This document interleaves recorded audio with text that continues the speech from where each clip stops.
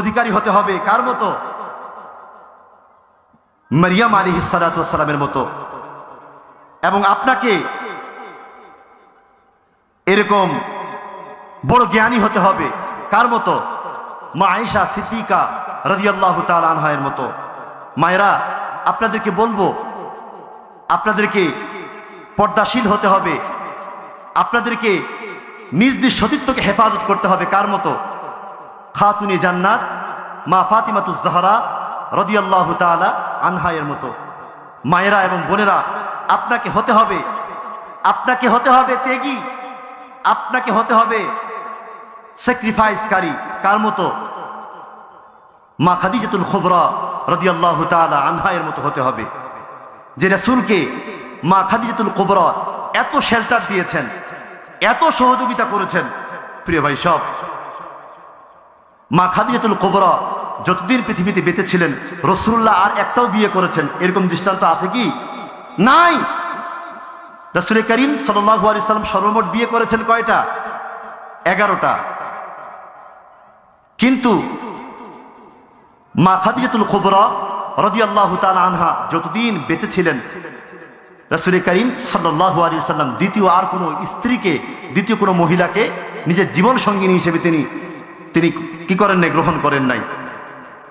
খাদিজাতুল কুবরা রাদিয়াল্লাহু তাআলা আনহার প্রতি রাসূলুল্লাহর এত বেশি ভালোবাসা ছিল, এত বেশি ভালোবাসা ছিল। রাসূলুল্লাহর সামনে একদিন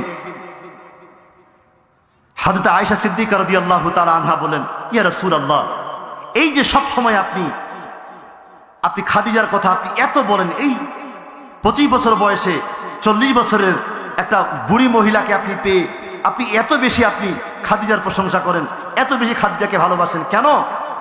এর চাইতেও তো আপনি অনেক সুন্দরী মেয়ে পেয়েছেন, এর চাইতে তো অনেক কুমারী মেয়ে পেয়েছেন। রাসূলুল্লাহ মা আয়েশা সিদ্দিকা রাদিয়াল্লাহু তাআলা আনহার কথা শুনে রাসূল করিম সাল্লাল্লাহু আলাইহি সাল্লাম একেবারে কি হয়ে গিয়েছিলেন? রাগে গস্বায় তিনি অস্থির হয়ে গিয়েছিলেন, যে তিনি বলেছিলেন, আয়েশা আর কখনো খবরদার আমার খাদিজা সম্পর্কে এরকম কুমন্তব্যপূর্ণ কুরুচিপূর্ণ মন্তব্য করবে না, কারণ তোমরা সবাই হচ্ছ আমার সুদিনের সাথী, আর একমাত্র খাদিজাতুল কুবরা রাদিয়াল্লাহু তাআলা আনহা হচ্ছে আমার দুর্দিনের সাথী। আমি নবী মুহাম্মদ সাল্লাল্লাহু আলাইহি ওয়াসাল্লাম যেদিন যখন মক্কায় পা রাখার মতো কোনো জায়গা ছিল না, তখন একমাত্র খাদিজাতুল কুবরা রাদিয়াল্লাহু তাআলা আনহা, যিনি তার সকল সম্পদ দিয়ে দু হাতে আমার জন্য এবং আমার ইসলামকে প্রচার প্রসারের জন্য দু হাতে কি করেছে? তার সম্পদকে বিলিয়ে দিয়েছে।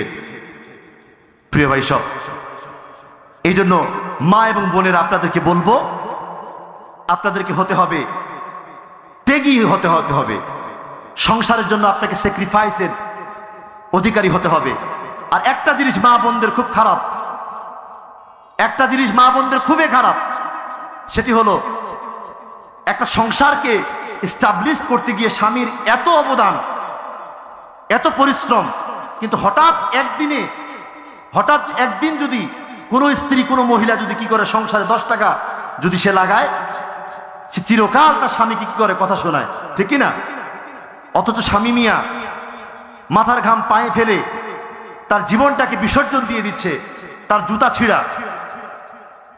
ছিঁড়া, তার পোশাকটা খারাপ, তারপরও কোনোদিন তার স্বার্থের দিকে না তাকিয়ে সংসারটাকে কিভাবে বিউটিফাই করা যায়, সংসারটা কিভাবে আলোময় করা যায়, একজন স্বামী কত পেরেশান। কিন্তু আমাদের মা বোনদের অবস্থা এমনই অবস্থা, হঠাৎ করে 10 টাকা যদি সংসারে কি করে ব্যয় করে, এই 10 টাকার জন্য কয়দিন কথা শোনায়? 10 দিন কথা শোনায়। মা বোনেরা এমনটা করবেন না, কারণ এই পৃথিবীটাই কি? এই পৃথিবীটাই চলছে গিভ অ্যান্ড টেক। আপনি দিবেন, আপনি নিবেন, স্যাক্রিফাইসের উপরই চলছে।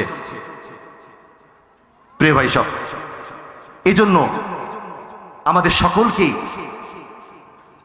আমাদেরকে আদর্শ হিসেবে গ্রহণ করতে হবে। কাকে? রাসূল করিম সাল্লাল্লাহু আলাইহি ওয়াসাল্লামকে একমাত্র আদর্শ হিসেবে গ্রহণ করতে হবে। তাহলে আমরা দুনিয়া ও আখিরাতে আমরা কি হব? সফল হব। আল্লাহ রাব্বুল আলামিন আমাদের সকলকেই আজকের এই বরকতপূর্ণ এই মাহফিলে রাসূলের আদর্শ শীর্ষক বিষয়ের উপর কোরআন এবং সুন্নাহর আলোকে আল্লাহ পাক আমাদেরকে যা শোনালেন এবং বলার সুযোগ করে দিলেন, আল্লাহ পাক প্রত্যেককে যেন এর উপর পূর্ণ আমল করা সকলকে তৌফিক নসিব করেন, সকলে বলি আমিন। এবং সেই সাথে আমি কৃতজ্ঞতা স্বীকার করছি আজকের মাহফিলের ইন্তেজামিয়া কমিটিদেরকে, কারণ তারা এত সুন্দর একটা আয়োজন করেছেন। তারা তো ইচ্ছে করলে পারতেন বিরাট একটা গানের আয়োজন করতে পারতেন, পারতেন না ভাই? বিরাট একটা কনসার্টের আয়োজন করতে পারতেন তো, কিন্তু তারা কোনো কনসার্ট ইসলাম বিরোধী, ঈমান নষ্ট হয় এরকম কোনো আয়োজন না করে তারা এই বিরাট একটা বরকতপূর্ণ একটা মাহফিলে আয়োজন করেছেন। লক্ষ্য উদ্দেশ্য একটাই, বেনামাজি নামাজি হবে, সুদখোর সুদ ছেড়ে দিবে, ঘুষখোর ঘুষ খাওয়া বন্ধ করে দিবে, কৃষক অন্যের জমির আইল ছেড়া বন্ধ করে দিবে। লক্ষ্য উদ্দেশ্য একটাই, দোকানদার তার কোনো গ্রাহককে সে ওজনে কম দেবে না, খাদ্যে ভেজাল দিবে না, ঠিক কিনা? এই লক্ষ্য এবং উদ্দেশ্য কেন্দ্র করেই আজকে তারা এই প্রোগ্রামটাকে সাজিয়েছেন।